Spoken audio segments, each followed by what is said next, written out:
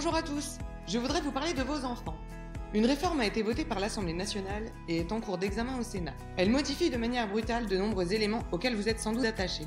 On commence par une super nouvelle. L'instruction devient obligatoire à 3 ans au lieu de 6, même si dans les faits 97% des enfants de 3 ans sont déjà scolarisés. Ce qui est beaucoup moins super, c'est que ces enfants ne seront plus forcément scolarisés à l'école maternelle, mais qu'ils pourront aller jusqu'à leurs 6 ans dans un jardin d'enfants, sans encadrement par des professeurs des écoles donc. Que deviennent les apprentissages clés en maternelle? Qui va payer pour ces jardins d'enfants? Les communes? Les parents? Des changements sont également prévus pour le primaire. La loi prévoit la création d'établissements publics des savoirs fondamentaux, c'est-à-dire un regroupement d'une ou plusieurs écoles maternelles et primaires et d'un collège, dans les mêmes bâtiments, avec une seule directrice ou un seul directeur, celui ou celle du collège. Automatiquement, cela entraînerait la fermeture des écoles de village, la fin de la proximité géographique, donc plus de trajets et plus de fatigue pour les parents comme pour les enfants. Ce serait aussi moins de proximité avec la direction de l'école. Au lycée, la réforme du bac fait les gros titres. Les élèves de seconde ont choisi leur spécialité pour l'année prochaine. Ces spécialités, qui remplacent les séries traditionnelles, ne sont pas toutes disponibles partout et créent donc une inégalité de fait entre zones densément urbanisées et zones rurales.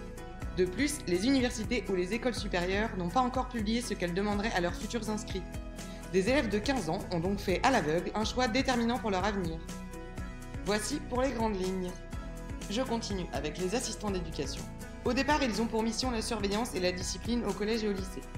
Avec la nouvelle loi, ils pourront se voir confier des missions pédagogiques à partir de leur 2e année de licence. On ne sait pas dans quelles conditions et quelles seront ces missions, ils ne seront pas formés, mais ils coûtent moins cher. La formation des personnels de l'éducation nationale ne semble de toute façon pas être la priorité. La loi parle d'inclusion des élèves en situation de handicap. Cela veut en gros dire que les élèves en situation de handicap visible ou non devraient être inclus dans des classes classiques. Ce qui pourrait être une richesse extraordinaire pour tout le monde se transforme en problématique générale par manque de formation des enseignants et enseignantes, du fait des classes surchargées, des assistants et assistantes de vie scolaire manquantes et non formés. La santé n'est a priori pas une priorité non plus. Alors que les enseignants et enseignantes sont toute l'année au contact d'enfants, il n'y a toujours pas de visite médicale annuelle. Pour revenir à la loi Blanquer, elle est intitulée « Pour une école de la confiance », mais est assez ambiguë sur la confiance qu'elle peut avoir dans ses professeurs, puisque le premier article est suffisamment flou pour leur demander d'être exemplaires, sans préciser s'ils ont quand même le droit d'être en désaccord avec les choix de leur hiérarchie. Ajoutez à cela qu'il est de plus en plus compliqué de recruter des enseignantes et enseignants à cause de salaires bien peu attractifs pour des personnes à qui l'on demande un bac+5, et vous avez quelques-unes des raisons qui font bondir les instituts, les profs des écoles, directrices, directeurs, etc.